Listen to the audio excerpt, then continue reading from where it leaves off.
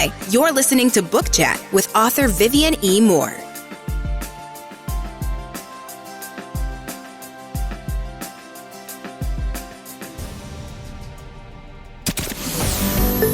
Welcome, everybody, to this week's episode. We really appreciate you joining us. This podcast really shows us how we can all learn, live, and thrive off of each other.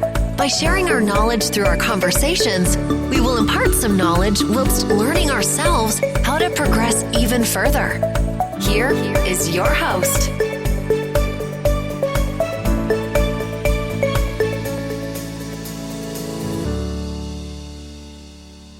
Hello and welcome to Book Chat. I am your host, author Vivian E. Moore.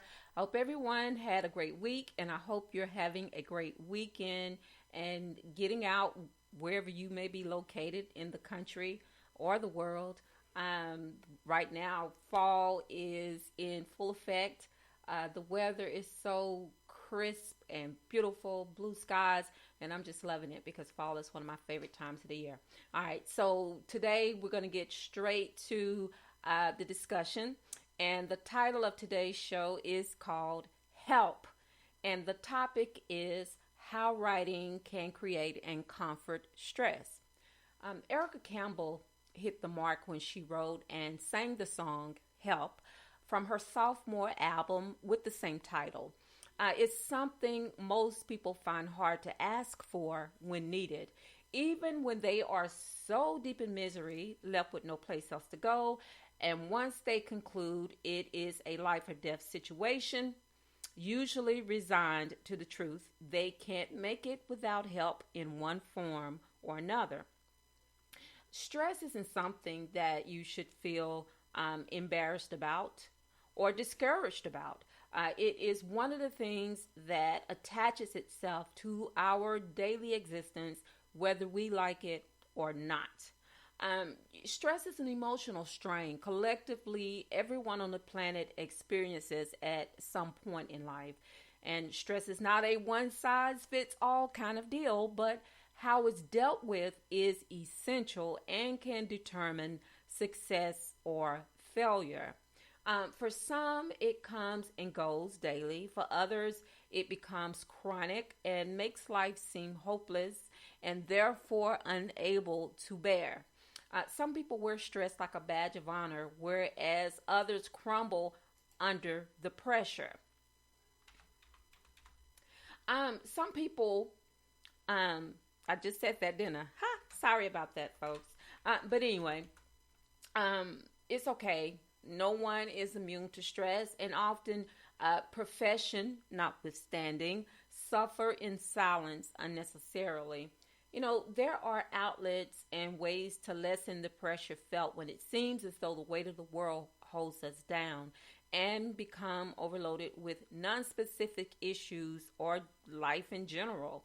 Trust me, this is not the end. Not when there are remedies that can help when stress overtakes your life. Stress can be debilitating and often mutates into depression and other psychological issues, yet still relatable and a communicable issue that affects every individual differently. No one is immune to stress, whereas some people approach it like champions, others shut down and are unable to function.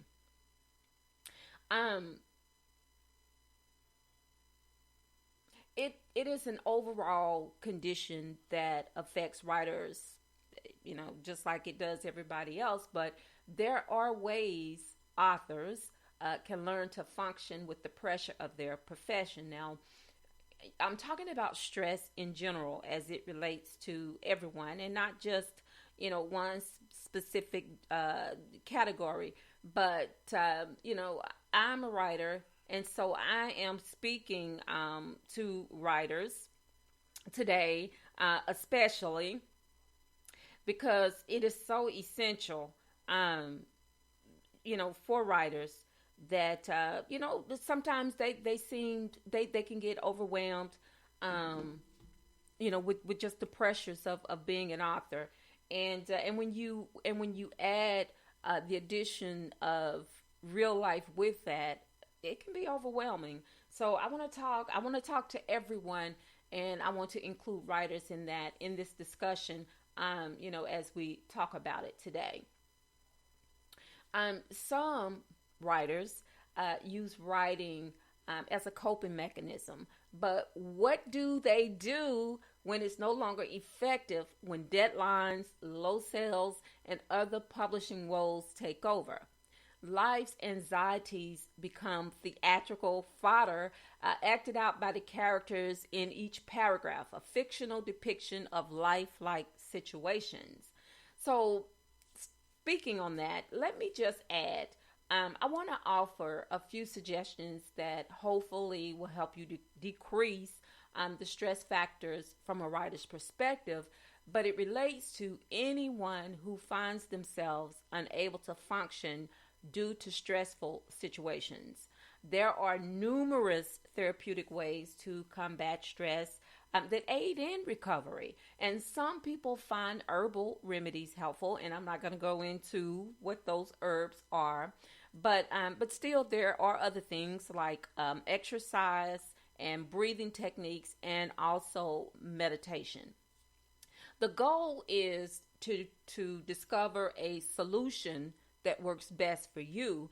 And one way that worked for me was journaling, used as a tool for comfort. According to https://www.webmed.com, says journaling about stressful experiences can help reduce your stress level. And I know this to be true. It is factual that it can help. And studies have also shown that are beneficial for depression, anxiety, and stress when you write about your troubles. And this applies to everyone, even if writing isn't your thing. Okay, so this is an actual truth moment for me. Once upon a time, in a past life, long before I wrote my first story, discovered that journaling helped me with stressful situations. My solution was to keep a daily journal, and I wrote about what happened in my life for 365 days, an entire year of highs and lows, things that I didn't share with anyone, but just kept silent about it. That was, it was hurtful and discouraging at times, but I wrote in detail all the things that made me worry and stress about my life, because I had no idea how to change them or where to go for help. But what I realized as I emptied my soul was that each day the load lightened. Although I suffered in silence, writing helped me to unpack everything through this form of therapy. And when I came to the last page of the journal, I didn't file it away someplace safe, but I burned it. I started a fire and just tossed it in, because this way allowed me to rid myself of that troubled past without the need to keep the journal and revisit everything I shed by reintroducing them into my life. So, that would have been counterproductive to write about those things, because that was my way of ridding my all of those anxieties, all of those thoughts, those feelings that were on the inside, for me to write them down, to get them off my chest, so to speak, and to write them down and never to look at them again. Because for me, it was as if I was erasing all of those things that transpired, from my deepest innermost thoughts. They are like on reserve in my brain, in my memories, but I don't have to think about those things anymore, because once you are able to release all of those things from your life, you feel so much better about them. Even if you don't have an outlet where you can go and talk to someone, on a one-on-one type of thing, it's good to be able to just channel it in some other way, just to get it out of your life, so you don't have to deal with that ever again. There is a method to the madness of stress, how we deal with stressful situations and how it relates, on some level even with how challenging stress can be, you can still overcome that challenge and manage it so that it won't overwhelm your life. Just remember, we all need help, and there is no shame in admitting that or seeking help. If you feel overwhelmed in any way, please reach out to someone or an organization like Healthline.com. That is at https://www.healthline.com. You can reach out to them for help with depression and stress management. And there are other agencies that are available out there on the web. You can do your own search, but I was being helpful today by giving you a few sites that you can go and visit. So you won't have to do a search on your own, but you can just check it out and see everything that they have to offer. And if it can help you in any way, then please reach out to them. Because stress and depression is something that is very real, especially during this difficult time that everyone has experienced over the past couple of years. So, and as I said before, people deal with stress in different ways, and other people, maybe they don't know how to deal with the stress and seek an outlet that may end in suicide or something of that nature. And it's sad when there is help available to each and everyone.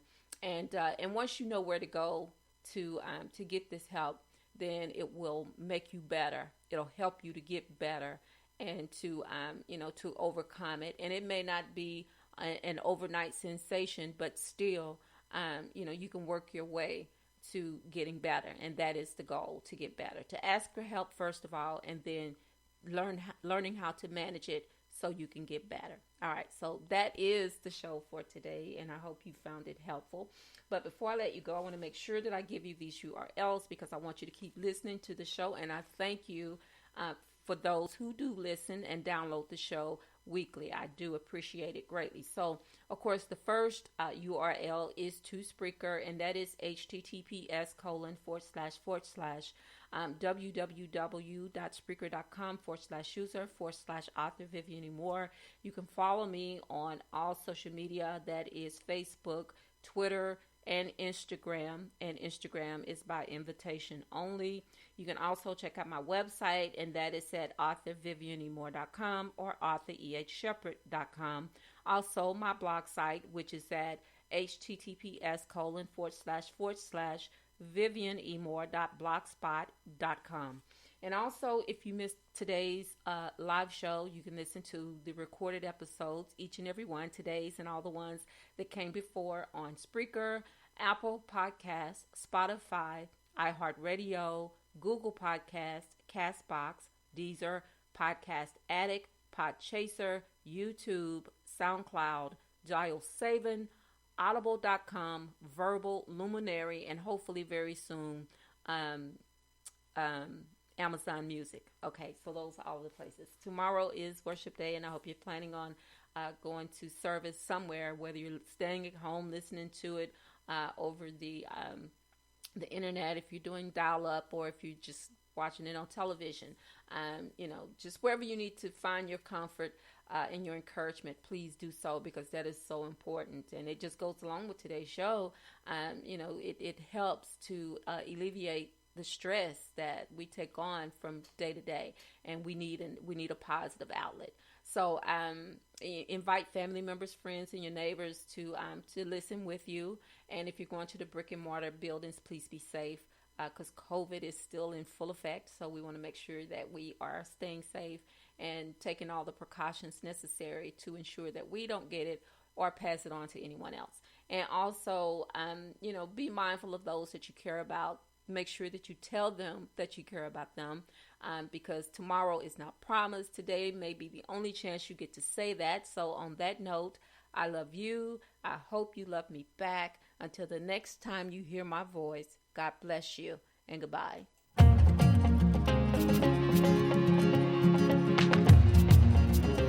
Loved what you've heard on this week's episode? Well, the answer is simple. It would mean the world to us if you could head over to iTunes and leave us a 5-star review and feedback. Spreading the word really is the best way to grow our podcast and achieve even greater things. Thank you.